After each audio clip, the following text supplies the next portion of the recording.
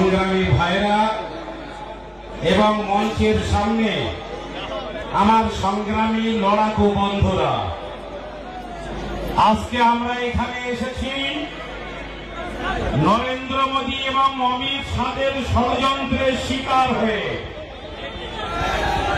কি সেই ষড়যন্ত্র? না, মসজিদের জায়গা কেড়ে নিতে হবে। বিজেপি চাইছে কবরস্থানের জায়গাটাও কেড়ে নিয়ে আদানি আমদানি করে দিতে হবে। আমরা বলতে চাই, এদেশের ওয়াকফ সম্পত্তি, মসজিদ, মাদ্রাসা, কবরস্থানের সম্পত্তি, এটা মুসলমানদের নিজস্ব সম্পত্তি। আমরা কারো দয়ার অনুগ্রহ করে মসজিদের সম্পত্তি বানাইনি। তাই আজকের মসজিদ, মাদ্রাসা, কবরস্থানের সম্পত্তি যত কালা কানুন পার্লামেন্টে বসে তোমরা ক্ষমতা দেখিয়ে, সংখ্যাগরিষ্ঠতা দেখিয়ে তৈরি করো না কেন, আমাদের সম্পত্তি তোমরা কিন্তু কেড়ে নিতে পারবে না। আজকে কোচবিহারে এসেছিলাম, আগামী 26শে এপ্রিল কলকাতায় ব্রিগেড সমাবেশ হবে, তার আমন্ত্রণ জানাতে আজকে কোচবিহারে এসে দেখছি এখানেও একটা মিনি ব্রিগেড তৈরি হয়ে গিয়েছে।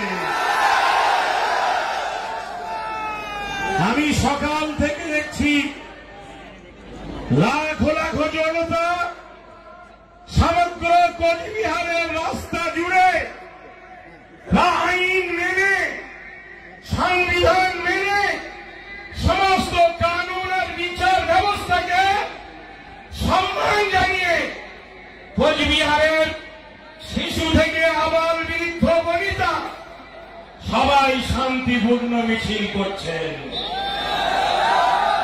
আমার অনেক ভাইরা বলেছেন যে বহু জায়গায় ষড়যন্ত্রের ফাঁদ তৈরি করা হয়েছে যাতে মুসলিম ছেলেরা সেই ফাঁদে পা দেয়।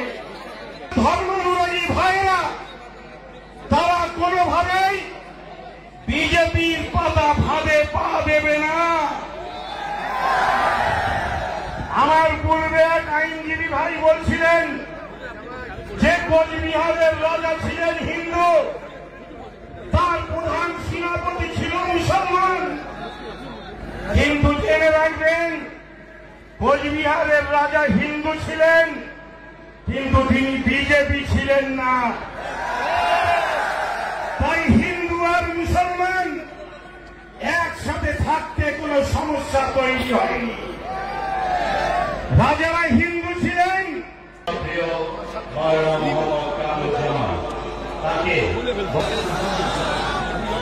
মঞ্চে উপস্থিত সংগ্রামী ভাইরা এবং মঞ্চের সামনে আমার সংগ্রামী লড়াকু বন্ধুরা, আজকে আমরা এখানে এসেছি নরেন্দ্র মোদী এবং অমিত শাহের ষড়যন্ত্রের শিকার হয়ে।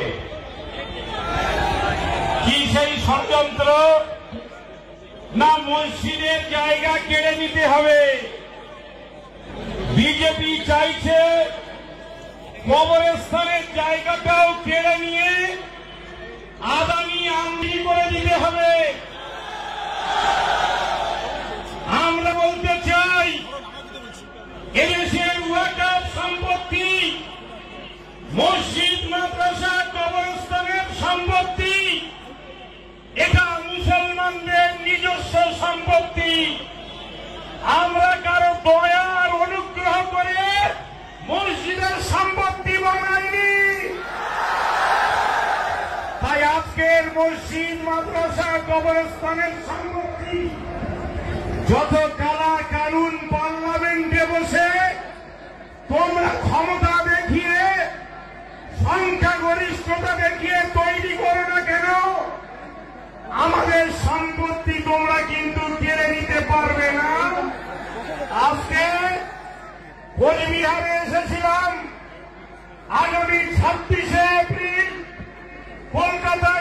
কংগ্রেস সমাবেশ হবে তার আমন্ত্রণ জানাতে আজকে কোচবিহারে এসে দেখছি এখানেও একটা মিনি ব্রিগেড তৈরি হয়ে গিয়েছে।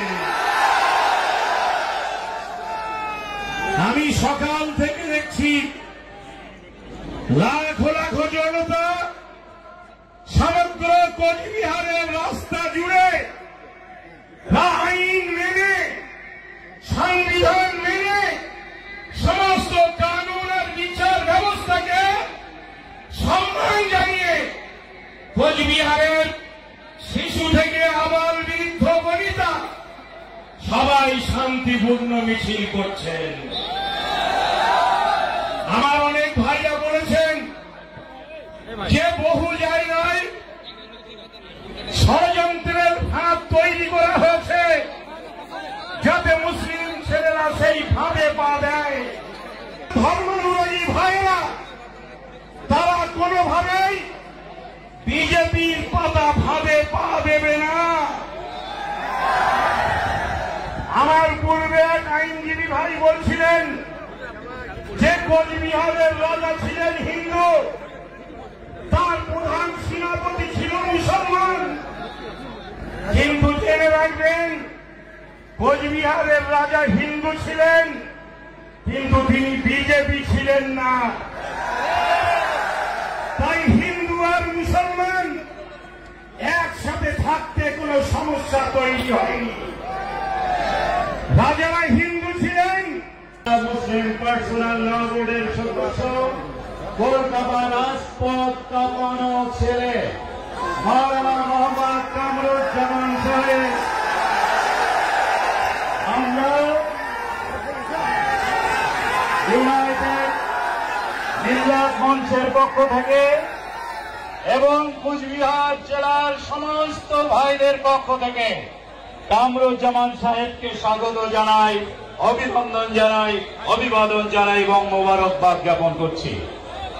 প্রিয় ভাইরা, আপনারা বসুন, ধৈর্য রাখুন। আল্লাহর জমি রক্ষা করতে এসেছি, ফয়সালা আল্লাহ করবে। ওরা জানে না ওরা কোথায় হাত দিয়েছে। আন্দোলন ধর্মীয়